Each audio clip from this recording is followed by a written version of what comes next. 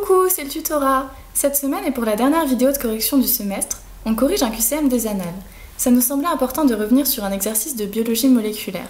Vous allez voir, c'est comme une petite énigme amusante à résoudre. On a choisi d'aborder le QCM 72 de l'année 2016-2017. Le but est là principalement de voir comment ne pas se perdre quand on traite les QCM de biologie moléculaire. N'hésitez pas à annoter et à dessiner, ça pourrait vous être d'une grande aide pour ne pas vous emmêler les pinceaux. Prenons point par point les données importantes de l'exercice. On s'intéresse à un gène comportant 3 exons et 2 introns. Faisons un petit schéma pour se repérer et noter toutes les informations importantes au fur et à mesure. On a 3 exons en bleu et 2 introns en violet.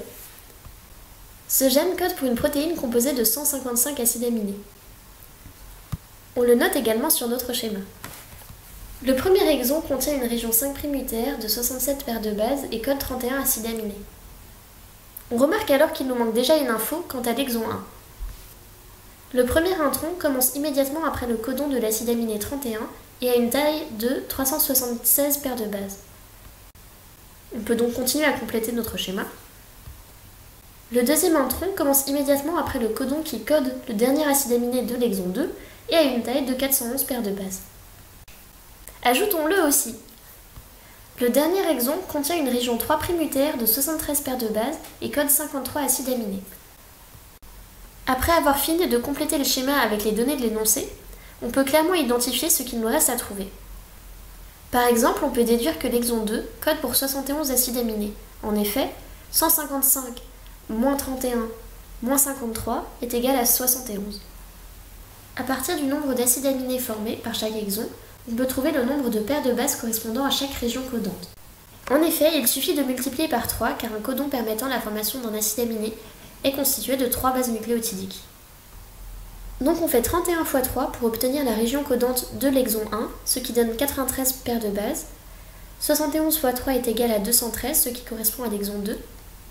Et on fait de même pour le dernier exon. 53 x 3 est égal à 159 paires de bases. On peut donc rajouter ça sur le schéma pour l'exon 3. Voici les différents items proposés. L'item A affirme que l'exon 2 a une taille de 213 paires de bases. C'est bien ce qu'on a trouvé dans nos calculs tout à l'heure. L'item A est donc vrai.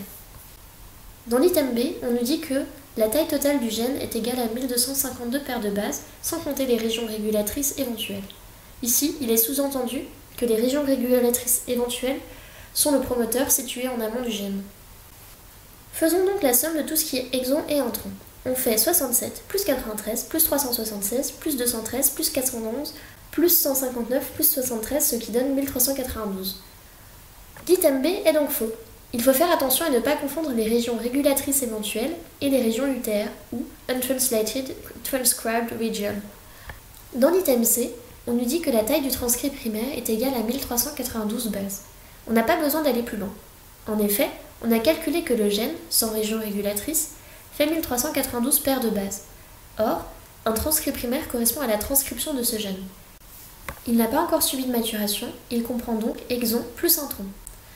Un transcrit primaire est un ARN, il est donc simple brun, et on parle de base et non pas de paires de bases. L'item C est donc vrai. Pour récapituler, un gène est composé d'exons et d'introns qui ensemble forment le transcrit primaire. Mais dans le gène, il y a aussi un promoteur en amont des régions codantes, permettant l'initiation de la transcription. Passons à l'item D. Celui-ci nous dit que la taille de l'ARNM est égale à 605 bases, sans compter la coiffe et la queue polyadénylée. Reprenons notre schéma. L'ARN messager correspond au transcrit primaire après épissage, c'est-à-dire que les introns ont été excisés. On additionne donc les exons, on fait 67 plus 93 plus 213 plus 159 plus 73, ce qui donne 605. On parle d'ARN, donc il s'agit d'un simple brun. Il comporte donc 605 bases et non pas paires de bases. L'item D est donc vrai. Dans l'item E, on s'intéresse à la région codante à proprement parler. Sur notre schéma, il faut donc exclure toutes les régions non codantes, c'est-à-dire les régions UTR et les introns. On additionne donc seulement 93 plus 213 plus 159, ce qui donne 465. C'est différent de ce que nous propose l'énoncé. L'item E est donc faux. Et voilà, c'était la dernière vidéo du semestre. On espère vous avoir aidé et on vous remercie beaucoup de nous avoir suivis. On vous fait plein de bisous, on vous souhaite tout plein de courage pour le concours.